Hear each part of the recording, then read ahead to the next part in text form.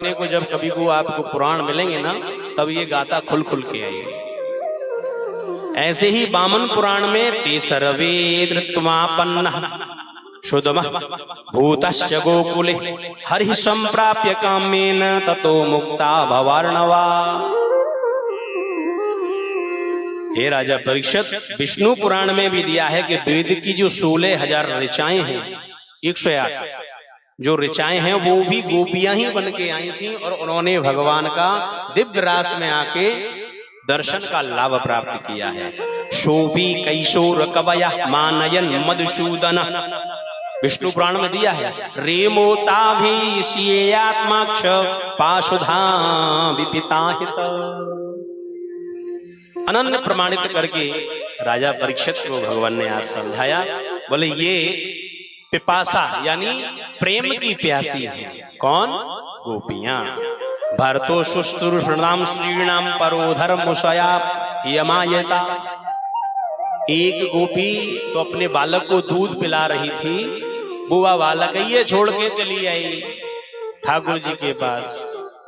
एक स्त्री गोपी घर में सजावट कर रही थी और वो वह सजावट के शरीर है वहीं छोड़ के और अपने सूक्ष्म शरीर से भगवान के पास चली आई कि ठाकुर जी ने हमको बंसी में नाम ले लेकर के बुला रहे हैं, आ जाओ। प्रजानाम चान पोषणम, घर में लालन पोषण के कार्य कर रही थी एक गोपी भी। वाहुए अपनो नाम सुनाई दियो गोपी है बंसी में, तो वो अपने कारण ने छोड़ के हे राजा परीक्षित आज भगवान के पास दौड़ती हुई चली आई।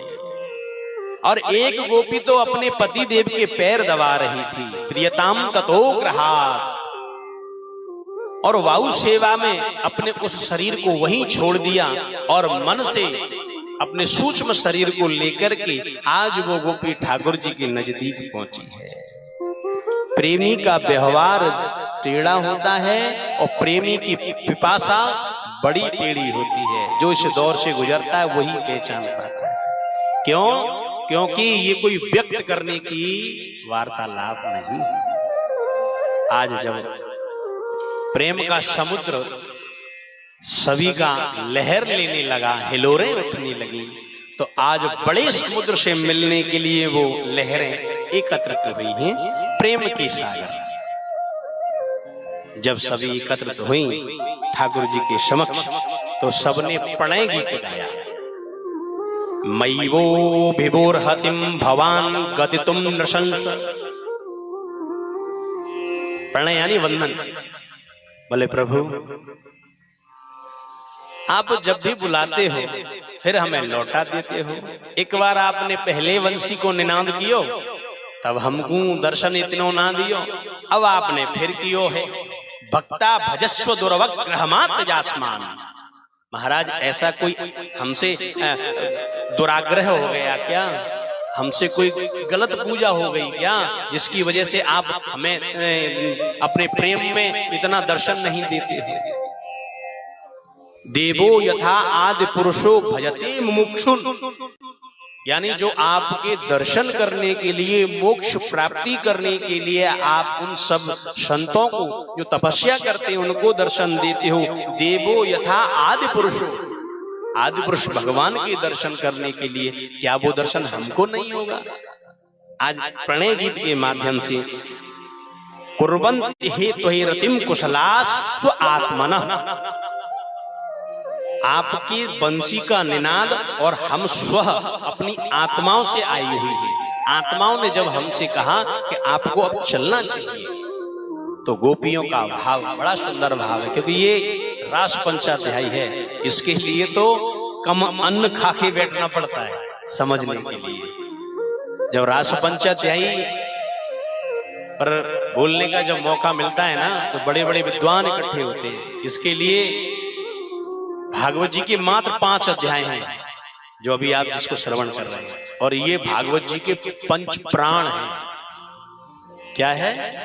प्राण है, और प्राणों के बिना शरीर निरर्थक होता है। और इससे 5 प्राण में ही भगवान ने प्रेम की गाथा श्रवण कराई है। और भगवान ने नाना प्रकार से सबको समझाया, परंतु गोपियों ने कहा, आप कहते हो कि अपने पतिदेव की सेवा छोड़ के आप आई हो। बोले महाराज, ऐसे पति को कहावरे जो जिए और मर जाए, पति बरी हो गोपाल को तो चुनो अमर। अरे जब गोपाल आप पति परमेश्वर आप सामने हमारे खड़े हैं, तो ऐसे नासवान पतियों का क्या करेंगे। जब ये शब्द सुने ठाकुर जी ने, तो ठाकुर जी बोलने के लिए रहे, क्या बोले इससे आगे। ठाकुर जी ने कहा नहीं, एक उदाहरण दिया। एक धर्मपत्नी के पतिदेव थे, व्यापार करने के लिए जाने लगे और वो एक दूसरे को बहुत प्रेम करते थे। बोले हाँ, एक दूसरे को प्रेम करते थे तो एक दूसरे के बिना नहीं रहते थे। बोले महाराज, आपके दृष्टांत बहुत सुने हैं हमने, अब एक हमारा सुन ले। गोपिन ने ठाकुर जी को वहीं रोक दिया। बोले जब पति पत्नी का प्रेम होता है तो वहां तीसरे को बीच में नहीं आना चाहिए। और महाराज आप कह रहे हो कि आप अपने पति ने छोड़ के आई हैं। अब एक कहानी छोटी सी हम आपको सुना मैं। ठाकुर जी बोले सुनाओ। अरे अब तक आपने दिव्य चर्चा और ज्ञान दिया, थोड़ा हमारा ले लो ज्ञान, हमने कछु सीखो होएगो। दोनों पति और धर्म पत्नी में प्रेम होता है। बोले हाँ।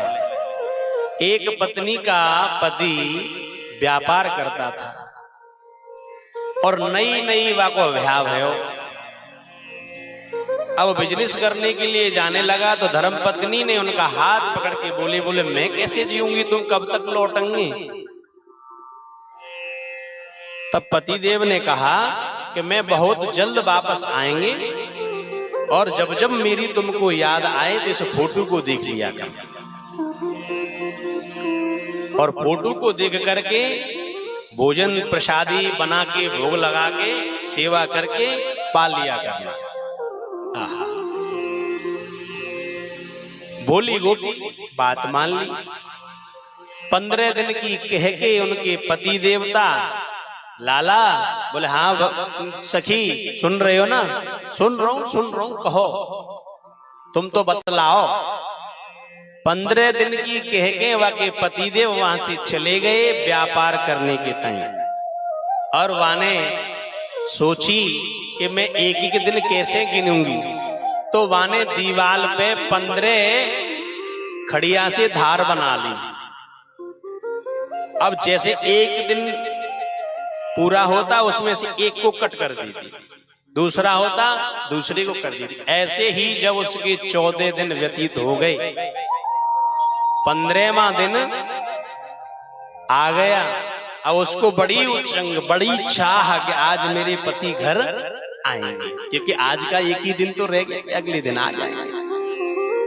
उसी रात्रि को उसके पति आ जाते हैं और शाम को वो अपने पति की फोटो के सामने ठाकुर सेवा पूजा कर रही होती है, और वाको पति आके आवाज लगाता है और उसकी कुंडी को बजाता है।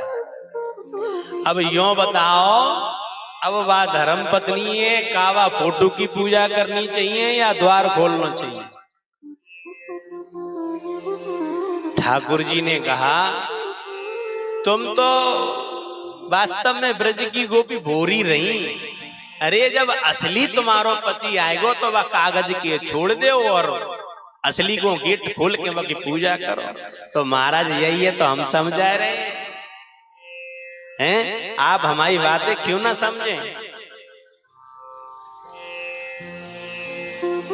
ऐसे पति को कहावरे जो जिए और मर जाए, पति बरे हैं गोपाल को तो चरणों अमर है जाए। अरे महाराज पति परमेश्वर यानी पति परमपिता परमेश्वर सामने खड़े हैं, अबुआ माया के पति के पीछे ही खड़े रहे हम।